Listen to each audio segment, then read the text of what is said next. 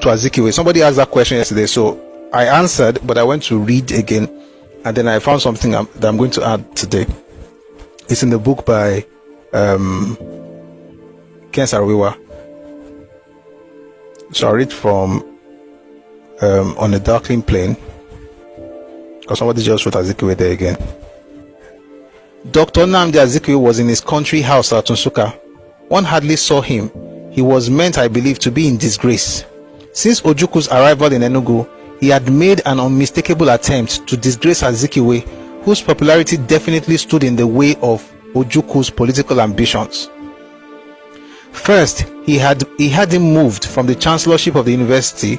Then he attacked the seamy side of Azikiwe's connections with the university. Next, he organized a systematic harassment of Azikiwe's finances, attempting the collection of debts owed by Dr. Azikiwe to agencies of the Eastern Nigerian government. These actions were not calculated to endear him to Dr. Azikiwe, who, as all men, valued not only his personal property and wealth, but also his contribution to Nsukka University.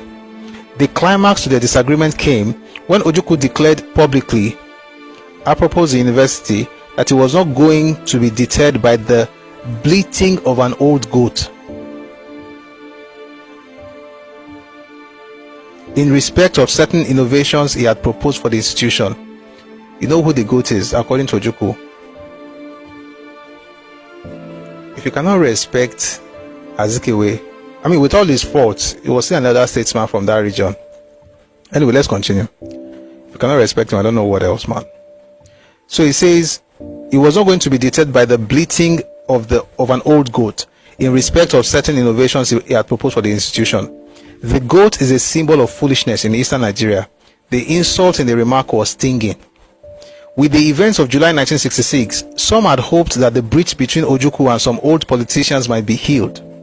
Dr. Okpara had been released from detention, where his beard had turned grey, and Dr. Azikiwe appointed into the Consultative Assembly. Dr. Okpara returned